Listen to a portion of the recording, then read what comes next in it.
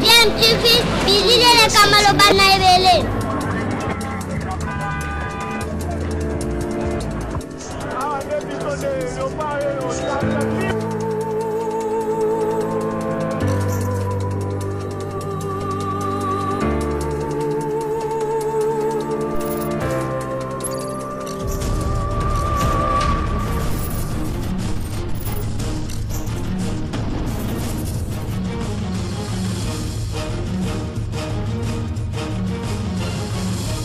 DMTV toujours en avant.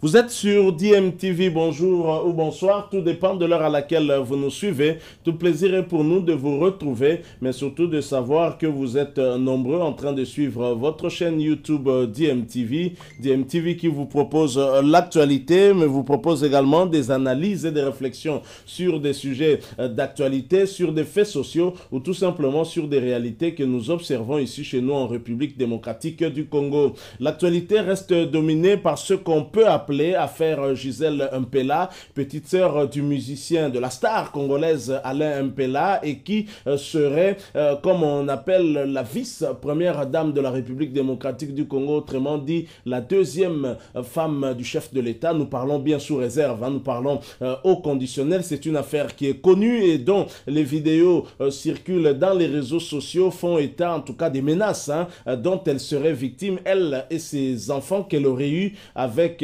le chef de l'État, Félix Antoine Tshisekedi. Alors bien évidemment, cette affaire qui jusque-là était restée un tout petit peu privée, même si dans les réseaux sociaux, on a vu plusieurs vidéos concernant cette affaire, et vient d'être rendue encore publique par la maison civile du chef de l'État, par son communiqué de presse qui a tenté en tout cas de calmer un peu la situation. Mais est-ce que la maison civile, par son communiqué, a réussi à atteindre son objectif? Je vais d'abord vous lire ce communiqué. Communiqué de presse numéro 08, mise au point de la maison civile du chef de l'État. Depuis quelques heures, une vidéo non autrement identifiée a été mise en ligne et est diffusée tel un nouveau virus dans le seul but de nuire à son excellence monsieur le président de la République. D'autres vidéos tout aussi prétentieuses les unes que les autres ont également été fabriquées et amplifiées dans le même objectif. Face à cette situation, la maison civile du chef de l'État fait la mise au point suivante.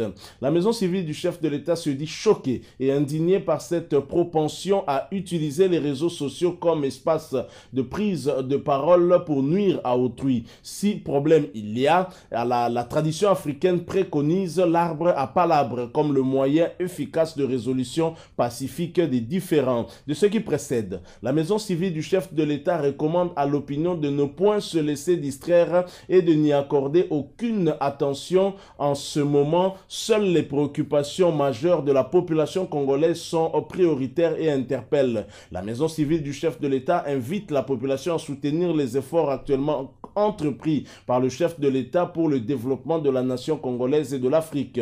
Aussi, la maison civile du chef de l'État se réserve-t-elle le droit d'ester en justice contre toute personne qui s'évertuerait à utiliser les médias sociaux pour nuire à l'image du chef de l'État et de sa famille. Fait à Kinshasa le 21 septembre 2021. Voilà ce communiqué de la maison civile qui, à mon sens en tout cas, vient encore d'envenimer un tout petit peu la situation au lieu de la calmer, puisqu'il y a quand même certaines contradictions dans ce communiqué, dans un communiqué où l'on parle des vidéos non autrement identifiées qui ont été mises en ligne, et ensuite on procède par carrément des menaces. On menace quiconque pourrait peut-être utiliser ces vidéos, et quelque part on reconnaît aussi qu'il y a quand même quelque chose, puisqu'on parle de la tradition africaine. Si problème il y a, c'est l'arbre à palabre auquel les Africains en tout cas recourent, et ça c'est une vérité. Alors évidemment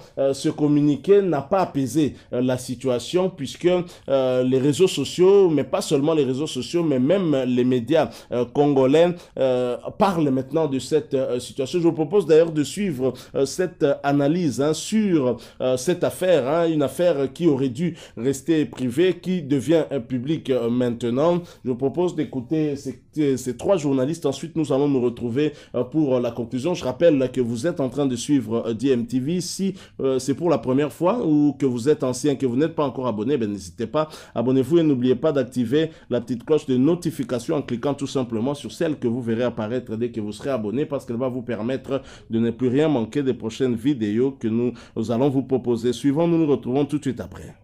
La toile, elle affirme à demi-mot, un peu comme chez nous en Afrique, il n'y a pas de questions qui peuvent nous diviser éternellement. Pour la maison civile du président de la République, il faut faire recours à la tradition africaine, c'est-à-dire parler sous l'arbre à palabre. Comme pour dire, la maison civile avoue à demi-mot que ces images, soit ces enfants-là et cette femme, sont pleinement du président de la République. C'est vrai, c'est une affaire de chambre, c'est une affaire de lit, mais qui s'apparente aujourd'hui à une affaire d'État. On en a vu sous d'autres cieux, mais ça risque d'éclabousser la République, ça risque d'éclabousser la première institution qui n'est pas M. Félix Tshisekedi, mais qui est M. le Président de la République. Merci, vous avez vu le menu de ce magazine. Walter, bonjour. Bonjour Serge Kabongo, bonjour aux téléspectateurs de CCTV et aux auditeurs de Rallye. Je vous ai vu sourire là.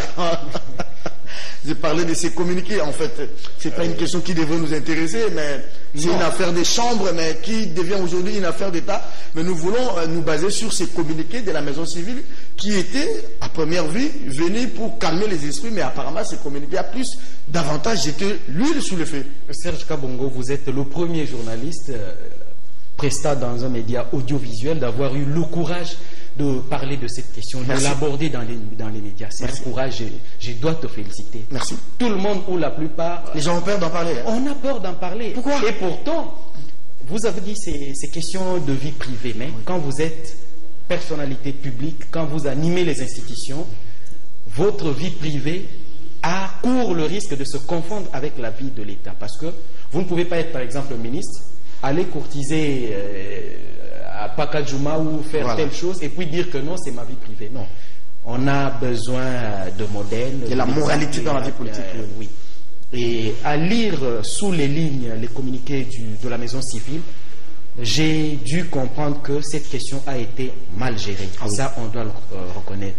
Comment on a laissé pendant plus d'une année cette rumeur qui courait la rue à travers la ville, à tout le monde qui fréquente le milieu de la Gombe ou même à la cité. Les gens sont au courant de tout ce qui se disait, tout ce qui se racontait. Mais je me demande pourquoi on n'a pas pu gérer ça à temps. On a laissé la situation pourrir. On a laissé la situation pourrir jusqu'à ce niveau-là. Et pourquoi? Et pourquoi? C'est la grande question. Parce que le responsable de la maison civile du chef de l'État a bénéficié d'une ordonnance. Donc la maison civile est régie par une ordonnance. Son organisation et tout ce qu'il y a comme fonctionnement, c'était à elle de gérer en amont. Et elle devra par la suite, ou dans les futurs, elle devra faire le nécessaire pour éviter à la République démocratique du Congo pareil scandale. À la limite, c'est un scandale, parce que quand elle dit à demi-mot que dans la culture africaine, c'est sous l'arbre à palabre qu'on résout le problème, il ne faut pas... C'est en quelque sorte, ne faites pas du bruit, taisez-vous, on va... Mais la maison civile qui, dans les premiers paragraphes, nie et réfute ce vidéo. Mais dans le deuxième point, elle avoue un peu, sans pour autant le savoir, le vouloir, qu'il faut faire recours à l'arbre à palabre. C'est-à-dire, il y a un problème qui couvre. Il y a un problème qui couvre, qui n'a pas été bien géré. Ça, il faut le dire, le problème n'a pas été bien géré par, je dirais, la maison. Parce qu'on ne peut pas dire, comme je vois certains, non, c'est le chef de l'État, il a tort, patati. Non, il a une maison civile qui est là pour gérer les stocks. Tout ce qu'il y a comme privé. Des ressources humaines. Voilà, et privé du président de la République. C'est cela son travail. Le président de la République ne peut pas se substituer en chef de clan et venir gérer tout ce qui concerne la famille Tshisekedi ou Maman Marthe et les annexes. Non, je ne pense pas. C'est de la responsabilité de la maison civile du chef de l'État de prendre toutes les dispositions pour éviter à la République démocratique du Congo pareil scandale. L'exemple de Mobutu. On sait comment il a mené sa vie avec autant de femmes. Certaines seraient des jumelles, mais le bruit, on n'a pas vécu une scène à la limite obscène comme ce que nous vivons avec toutes ces vidéos qui nous sont balancées sur les réseaux sociaux. Qui sont à authentifier. Hein. À authentifier.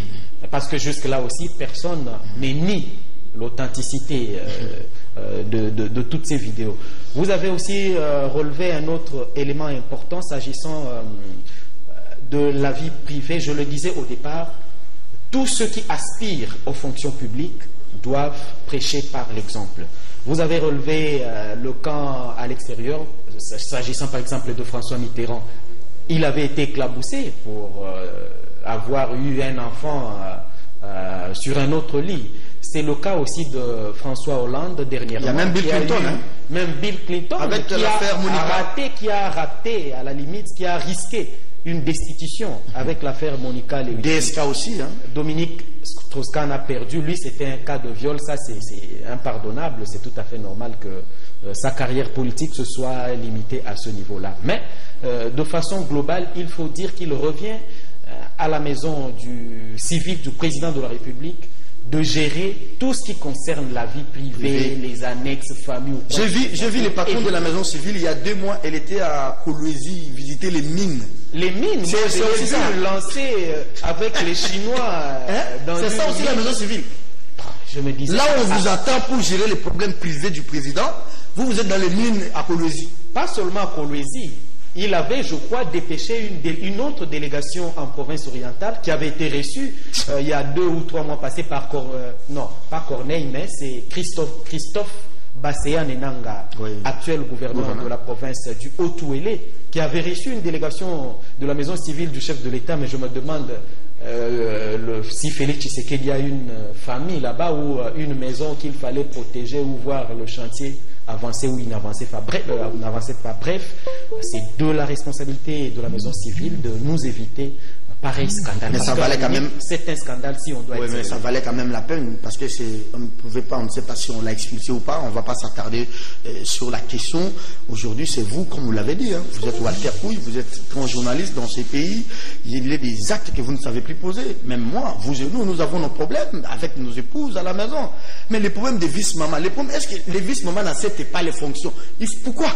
Il faut toujours créer des problèmes. C'est pourquoi il faut choisir des bonnes vice-mamans.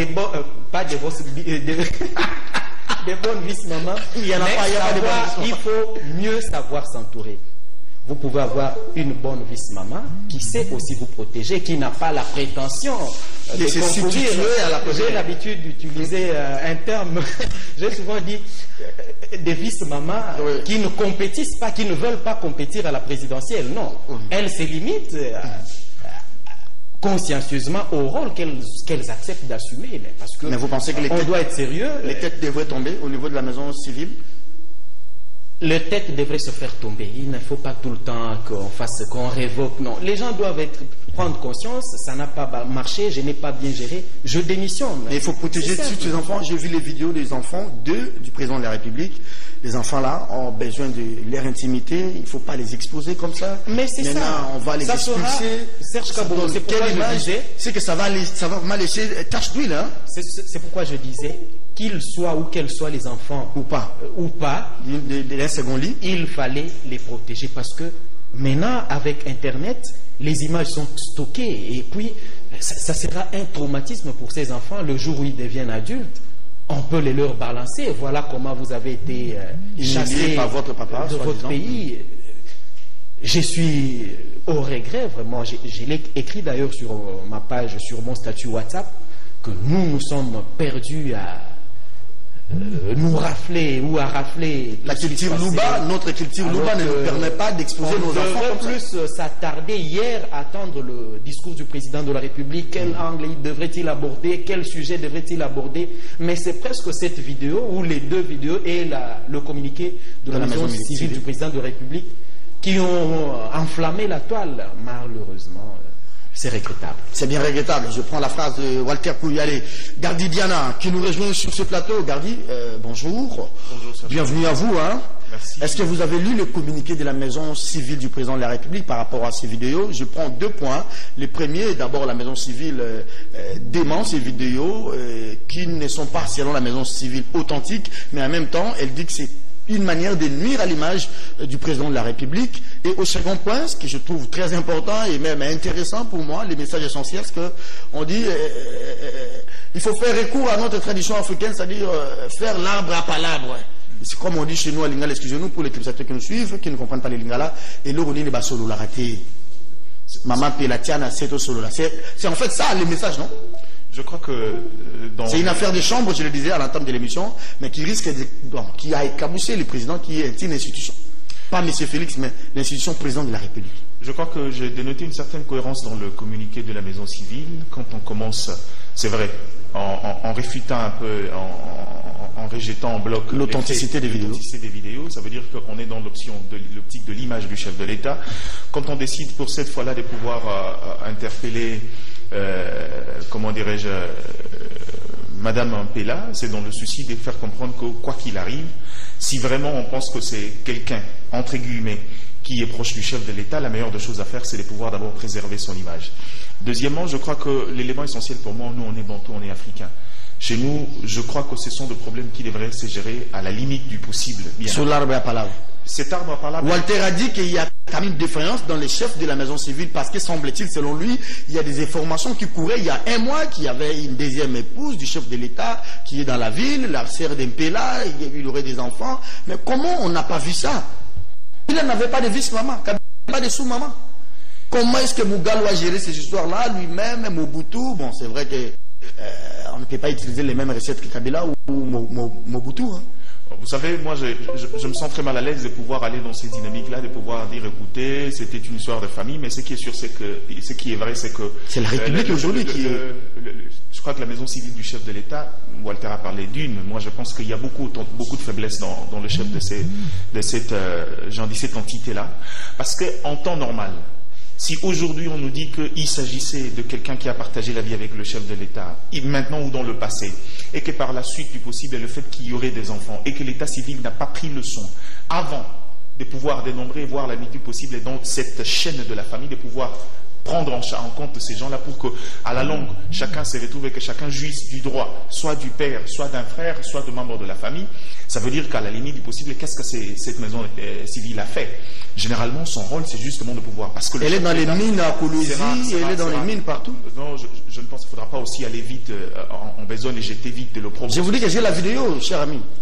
C'est ce que je dis, la maison civile, c'est une entité. Il y a peut-être des individus là-bas qui brillent par de fautes professionnelles, mais je crois qu'à ce stade ici, la meilleure des choses à faire, c'est de pouvoir tirer les choses au clair et régler ça en interne. C'est des choses, on est bon tout. Les histoires d'avoir des enfants ailleurs, avoir des enfants à côté, c'est vrai, si je regarde de mon côté chrétien, je dirais que c'est peut-être pas tolérable, mais dans la société congolaise, je ne pense pas que ça soit un sujet tabou. Les problèmes maintenant, ça deviendra tabou dès lors qu'on ne sait pas le gérer et que ça commence à éclabousser la vie privée du chef de l'État qui aujourd'hui est une institution vers les questions de la République. Donc je crois que je ne sais pas infirmer les réalités des faits là. Moi je ne le connais pas, j'ai appris comme tout le monde sur la vidéo l'existence de Madame Pella et de ses enfants là.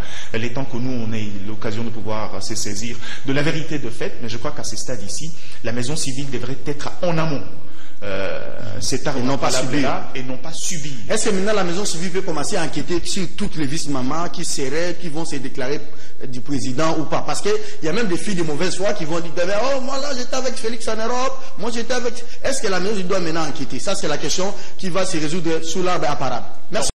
Voilà, nous sommes de retour. Hein. Vous venez de suivre, j'ose croire, attentivement cette analyse. Une analyse que je partage tout à fait. J'estime que ce communiqué de presse est venu peut-être confirmer ce qui s'apparentait jusque-là, en tout cas, à des rumeurs. Hein. Même si c'est vrai que lors de la première vidéo que nous avons eu à voir circuler, une vidéo de plus ou moins 1 minute, on a vu qu'effectivement, il y avait une Jeep, hein, on peut dire des services de sécurité. Est-ce que c'était réellement la résidence de Gisèle Mpela? Mais à la manière dont l'information continue à circuler de l'évolution de la situation, on peut avoir tendance à croire que oui, mais le communiqué de presse de la maison civile du chef de l'État qui aurait dû en fait prendre à bras le corps ce problème en amont et justement préconiser cette tradition africaine, hein, qui est l'arbre à à palabre avant de voir la situation dégénérer, arriver à ce point et maintenant essayer de venir pour démentir. Je crois que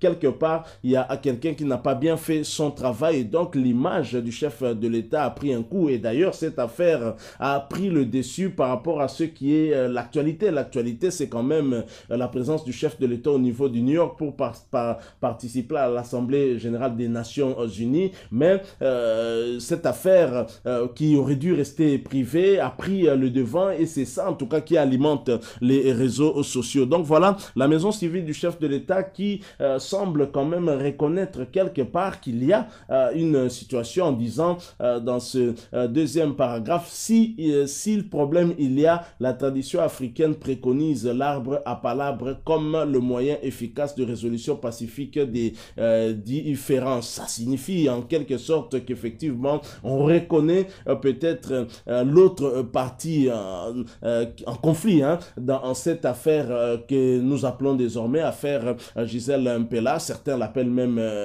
Gisèle Mpela-Guette. Donc voilà, une affaire qui en tout cas n'arrange pas l'image du chef de l'État, et ceci vient quelques jours après les déclarations de Martin Fayulu qui ont été en tout cas d'ailleurs fustigées par beaucoup de politiciens. Mais avec cette affaire, on se rend compte peut-être que ce n'est pas une très très bonne chose en tout cas pour le chef de l'État, la manière dont les choses sont allées. Donc voilà, et ce communiqué qui n'a pas rassuré, ce communiqué qui en fait n'a pas éteint le feu, au contraire, qui a fait que le feu puisse se répandre de plus belle. C'est ça le problème et c'est ça la difficulté. Voilà, il semblerait en tout cas que Gisèle Mpela serait sur le point ou a déjà été expulsée. On n'a pas trop d'informations sur cela, mais c'est vraiment triste la manière dont les choses sont en train d'aller. Une affaire qui aurait dû rester privée mais qui est exposée comme ça en public. C'est vrai que